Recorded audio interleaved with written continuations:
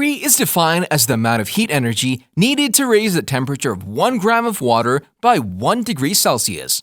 Fitness enthusiasts use the term calories quite often. We need calories as they provide energy for our body to function. They're stored in our body and burnt as fuel, which distributes energy in the form of heat.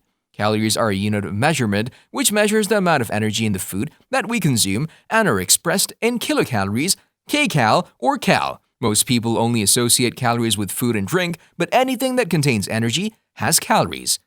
In this video, we're going to discuss how calories affect your health. The video is going to be amazing, so make sure you stick to the end. Before starting the video, be sure to smash that like button and subscribe to never miss out on any of our videos.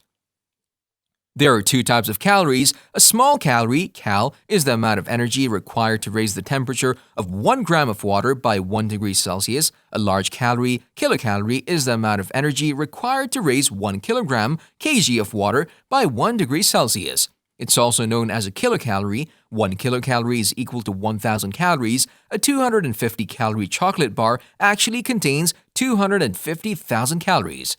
Fat, protein, and carbohydrates, known as 3 macronutrients, consist of almost every person's daily calorie intake. Your body requires energy to power its biological functions, such as digestion, breathing, and pumping blood, along with the activity you do throughout the day. It's important to consume enough energy from food to keep your body functioning normally. A calorie is defined as a unit of energy supplied by food. A calorie is a calorie regardless of its source. Whether you're eating carbohydrates, fats, sugars, or proteins, all of them contain calories. Caloric balance is like a scale. To remain in balance and maintain your body weight, the calories consumed from foods must be balanced by the calories used in normal body functions, daily activities, and exercise. The number of calories people eat depends on many factors, including their age, activity level, the weather, if they're on a diet. Take age, for example. Teenage boys eat the highest number of calories, but as we age, basal metabolism may decline and activity levels may also decrease. The amount we eat drops so that by the time we reach retirement age, we eat a little more than half as much as we were teens. More than 2 out of every 3 adults have overweight or obese, according to the National Health and Nutrition Examination Survey. For some people, this is due to something other than dietary intakes, such as hormonal disorders. For everyone else, it's the result of taking in too many calories from food and not leading an active enough lifestyle. Not only does excess calorie intake pack on the pounds, but eating too many calories from certain sources causes other health problems. Eating fewer calories doesn't necessarily mean eating less food. To be able to cut calories without eating less and feeling hungry, you need to replace some higher calorie foods with foods that are lower in calories and fill you up. In general, these foods contain a lot of water and are high in fiber. Without the necessary amount of calorie consumption, our body will become weak as the cells die, resulting in organs such as the heart and lungs not being able to carry out their basic functions. Calorie intake into the body takes place through both low-calorie and high-calorie foods. For example, dietary calcium is important for both bone health and bodily functions such as muscle control and circulation. For the first 30 years of life, the body stores excess calcium in bones.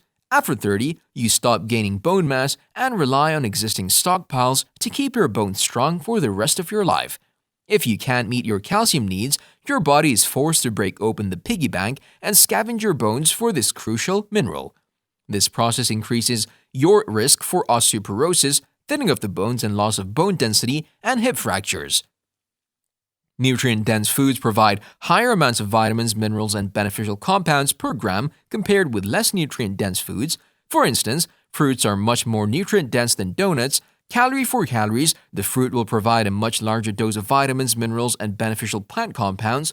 Other examples of nutrient-dense foods include vegetables, whole grains, legumes, meat, fish, poultry, dairy products, and unsalted nuts and seeds. On the other hand, processed foods including white pasta, soda, cookies, chips, ice cream, and alcohol are considered to have a low nutrient density. People who perform physical fitness activities such as gym exercises, brisk walks, and CrossFit often talk about losing or maintaining calories. This brings us to the question, are calories good or bad for our overall health? Calories as such cannot be classified as good or bad. There are high-calorie and low-calorie foods. If you happen to consume more calories than you actually burn, then you'll end up gaining weight. In such a scenario, the ratio of carbohydrates, fat, and protein in your daily calorie intake is an uneven one. Once you have overweight, the risk for fatty liver disease, certain cancers, and high blood pressure increases. It also increases the pressure on your joints, raising the risk of osteoarthritis. The extra fat surrounding your neck can cause breathing problems and lead to sleep apnea, a condition in which you stop breathing temporarily while asleep. Completely avoid trans fats and replace some saturated fats with unsaturated fats. Good sources of unsaturated fats include oily fish, nuts and seeds, and plant-based oils like olive and sesame. Weight gain is a major effect of eating too many calories. Your body needs enough calories to function, but when you take in more than your body uses, it stores the excess calories in the form of fat. Extra calories are mainly stored in the form of triglycerides, which, when elevated, places your heart health at risk. As with other lipids, too many triglycerides accumulate in your arteries, increasing the risk of your arteries becoming hard, stiff, and narrow, a condition known as atherosclerosis. Stiffening of the artery wall increases the risk of having a heart attack or stroke. Foods affect your metabolism differently. For instance, some require more work to digest, absorb, or metabolize than others. The measure used to quantify this work is called the thermic effect of food, TEF. The higher the TEF, the more energy a food requires to be metabolized. Protein has the highest TEF, while fat has the lowest. This means that a high-protein diet requires more calories to be metabolized than a lower-protein diet does. This is why eating protein is often said to boost your metabolism to a greater extent than eating carbs or fat. That said, when it comes to weight loss, the TEF of foods appears to have only a small effect on your calorie balance. Most people try to reduce their calorie intake by focusing on food, but another way to cut calories may be to change what you drink. You may find that your portion sizes are leading you to eat more calories than you realize. Research shows that people unintentionally consume more calories when faced with larger portions. This can mean excessive calorie intake, especially when eating high-calorie foods. Excess sugar also promotes inflammation, a key factor in atherosclerosis. High sugar intake increases the risk of coronary artery disease, according to an American Heart Association statement published in the journal Circulation in 2002. The amount of sugar in fruit is naturally low, and because fruit contains fiber, it reduces the rate at which sugar enters your bloodstream, making it a much healthier choice of sweet food. Your nutrient intake impacts your hunger and feelings of fullness. For instance, eating a 100-calorie serving of beans will reduce your hunger much more effectively than eating a 100-calorie serving of candy. That's because foods rich in protein or fiber is more filling than foods containing lower amounts of these nutrients. It also doesn't stimulate the fullness centers in your brain in the same way as glucose, so you won't feel as full after eating fructose as you would after eating glucose. This is why most processed foods that are rich in fructose but devoid of protein or fiber generally make it more difficult for you to maintain an energy balance. Eating too many calories in the form of trans fat and saturated fat raises the level of total cholesterol in your blood, and in particular, low-density lipoprotein or LDL, the harmful form of cholesterol, more so than other dietary components.